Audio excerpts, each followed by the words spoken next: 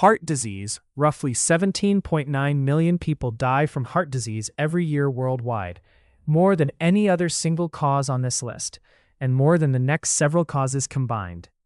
In the 1950s, a scientist named Ancel Keys ran the 7-country study, personally traveling village to village across Finland, Greece, Italy, Japan, the Netherlands, the US, and Yugoslavia, weighing people's food on portable scales and drawing blood samples himself, because he didn't trust anyone else's data collection. He found that in places where people ate heavy amounts of saturated fat, like Finland, heart attack rates were nearly 7 times higher than in places like Crete, where the diet leaned on olive oil, vegetables, and fish. The mechanism is simple. Saturated fat raises LDL cholesterol in the blood, which slowly builds up along artery walls, the way a pipe clogs with grease over years of use. When that plaque finally breaks off and forms a clot, it blocks blood flow entirely, triggering a heart attack. What's remarkable is how preventable most of this is. Studies consistently show that diet, regular movement, and not smoking can cut heart disease risk by more than half, yet it remains the world's #1 killer decade after decade. Stroke. A stroke happens when blood flow to part of the brain is cut off, either by a clot blocking a vessel, an ischemic stroke about 87% of cases, or by a vessel bursting entirely, a hemorrhagic stroke. The single biggest driver is high blood pressure, responsible for around 54% of all strokes worldwide. What makes it especially dangerous is that high blood pressure has almost no symptoms. You can carry a reading of 160/100 and feel completely normal, right up until the vessel suddenly gives out. That's why doctors call it the silent killer. Think of a tire that's been slightly overinflated for years. It drives fine right up until it blows on a pothole. The frustrating part is that treatment is often cheap and simple, a low-cost generic medication in most cases. Yet the World Health Organization estimates only about 1 in 5 people with high blood pressure actually have it under control, mostly because it's hard to feel motivated to fix something that doesn't hurt yet. COPD, chronic obstructive pulmonary disease, kills about 3.2 million people every year, making it one of the leading causes of death globally.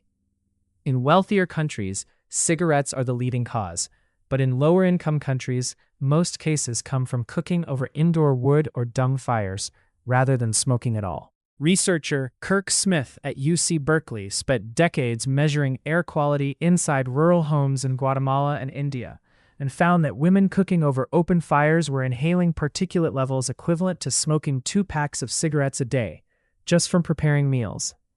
These tiny particles lodge deep in the lungs' air sacs and trigger chronic inflammation that permanently scars the tissue over time, gradually stealing the lungs' ability to move air. A simple ventilated cook stove, costing around $10, can cut this exposure by more than half. Yet the WHO estimates around 2.4 billion people still cook over open, unvented fires today. Lower respiratory infections. Infections like pneumonia remain among the world's top killers, especially for children under 5 and adults over 65. These infections fill the lungs' tiny air sacs, the alveoli, where oxygen normally passes into the bloodstream with fluid or pus, effectively drowning the lungs from the inside and blocking oxygen exchange. Here's the frustrating part. Vaccines and antibiotics for the most common causes of pneumonia have existed for decades, and a full course of treatment can cost just a few dollars, yet it still kills hundreds of thousands of children a year, mostly in places where healthcare access, clean air, and proper nutrition are limited. Malnutrition in particular makes children far more vulnerable, since a weakened immune system struggles to fight the infection off before it spreads. Lung cancer. In 1950, British researcher Richard Dahl published a study linking cigarette smoking to lung cancer after interviewing patients across 20 London hospitals, and quit smoking himself immediately after seeing his own results, without waiting for scientific consensus to catch up. Cigarette smoke contains over 70 known carcinogens, chemicals like benzopyrene, that cause mutations in lung cell DNA every time a cell divides, like typos in a recipe book being copied over and over until the recipe stops making a normal cell and starts making a cancerous one. It took 14 more years until 1964 before the U.S. Surgeon General formally declared smoking a health hazard despite the evidence already being published and replicated. Today, lung cancer remains the deadliest cancer worldwide, and smoking is still responsible for roughly 85% of all cases, meaning it remains one of the most preventable cancers that exists. Alzheimer's dementia. Alzheimer's develops when two substances build up abnormally in the brain, amyloid plaques between neurons and tau tangles inside them, that block the electrical and chemical signals neurons use to communicate, similar to a short circuit slowly spreading through a house's wiring. German doctor Alois Alzheimer first described the condition in 1906 after examining the brain of a patient, August Detter, following her death, noting unusual protein deposits under his microscope that had never been documented before. Today, around 55 million people worldwide live with dementia, and that number is expected to nearly triple by 2050 as life expectancy rises globally.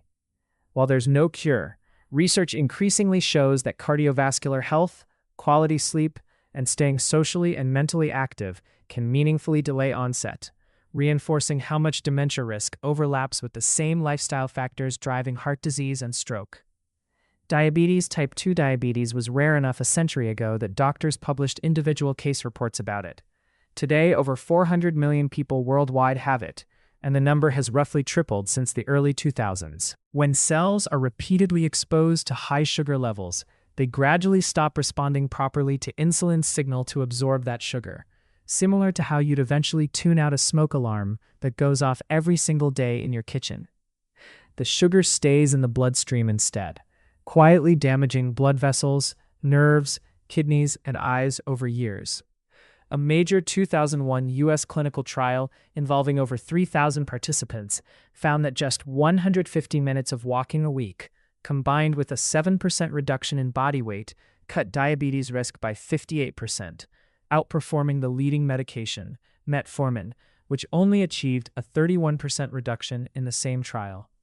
Diarrheal diseases remain one of the leading causes of death for children under 5, killing roughly 500,000 children a year, despite being almost entirely preventable. Most cases come from contaminated water or food containing bacteria, viruses, or parasites, which irritate the intestinal lining and cause it to expel water faster than the body can absorb and retain it.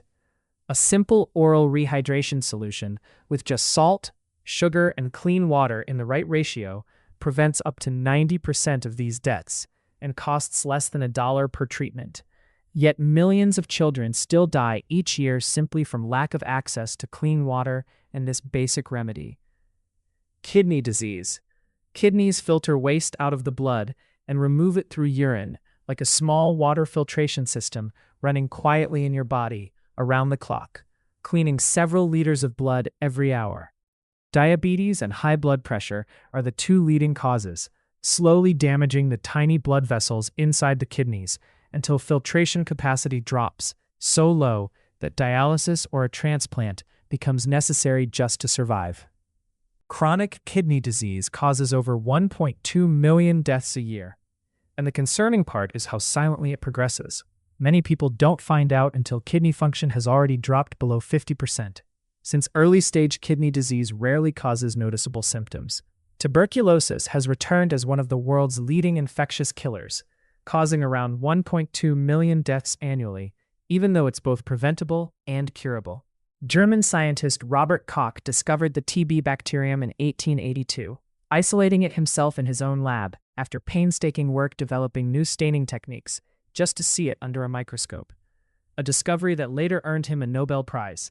The bacteria creates small lesions in the lungs that gradually spread and destroy tissue if untreated.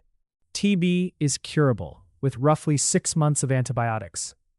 Yet drug-resistant strains, caused by patients stopping treatment early once they start feeling better, remain one of the biggest global health challenges today, requiring far longer and more expensive treatment. Liver disease. The liver is the body's processing plant, filtering everything from food to medication to alcohol, and performing hundreds of essential chemical functions every day. Cirrhosis, permanent scarring of the liver, kills about 1.3 million people a year, with alcohol, hepatitis infection, and fatty liver disease as the 3 leading causes worldwide. Every time the liver is damaged, It tries to repair itself, but repeated damage builds up scar tissue instead of healthy cells. The way a wound that keeps reopening eventually stops healing properly, and the surrounding area stops functioning the way it should. Fatty liver disease in particular has surged alongside rising obesity rates, making it one of the fastest-growing causes of liver failure worldwide. Road accidents. Road accidents kill over 1.2 million people every year and are the leading cause of death for people aged 5 to 29 globally. In 1965, young lawyer Ralph Nader published Unsafe at Any Speed, personally interviewing hundreds of crash victims and combing through internal auto industry documents to argue that car manufacturers were prioritizing style and cost over survivable design. The very next year, in 1966, seatbelts became legally required in new cars in the U.S. The mechanism is straightforward physics. A seatbelt doesn't stop the crash itself. It stops your body from continuing forward at speed after the car has already stopped, turning a deadly collision with the windshield into a manageable jolt against woven nylon. Seatbelts reduce the risk of death in a front seat crash by 45%. Yet, according to recent data, roughly 1 in 10 people still don't buckle up, even 6 decades after the fix became standard. HIV/AIDS. HIV attacks the immune system's own CD4 cells, the very cells meant to coordinate the body's defense against infection, like an enemy taking out the security guards first, leaving the rest of the body undefended against threats it would normally fight off easily. In the early 1980s, it was a mysterious, unexplained syndrome with no known cause, until researchers Françoise Barré-Sinoussi and Luc Montagnier isolated the virus at the Pasteur Institute in Paris in 1983, a discovery that earned them the 2008 Nobel Prize. Today, antiretroviral therapy allows people with HIV to live long, essentially normal lives, and can even reduce the virus to undetectable levels where it can't be transmitted to others. Suicide causes roughly 700,000 deaths worldwide each year and is among the leading causes of death for people aged 15 to 29. Psychologist Thomas Joyner, who began this line of research after his own father's death, found that risk rises sharply at the intersection of feeling disconnected from others and feeling like a burden to them, two feelings that on their own are common, but together create real danger. What's changed outcomes in places that have measured it isn't a single new treatment, but structural changes. Restricting easy access to common means, combined with expanding mental health support and crisis lines, has led to measurable drops in suicide rates because the crisis point that drives someone toward it is very often temporary, even when it doesn't feel that way in the moment. If this feels close to home, reaching out for help to a professional, a trusted person, or a crisis line is a reasonable and strong thing to do. Malaria. Malaria spreads through the bite of the female Anopheles mosquito, which transmits the Plasmodium parasite into the bloodstream during a blood meal. The parasite hides and multiplies in the liver for days before rupturing red blood cells in waves, causing the intense fever and chills malaria is known for. In 1897, British Dr. Ronald Ross proved malaria was mosquito-borne while working in India, dissecting thousands of mosquitoes by hand under difficult field conditions to trace the parasite's life cycle, a discovery that won him the 1902 Nobel Prize. Malaria still kills over 600,000 people a year, the vast majority of them children under 5 in sub-Saharan Africa, even though a bed net treated with insecticide, costing just a few dollars and lasting several years, can prevent a large share of these deaths on its own.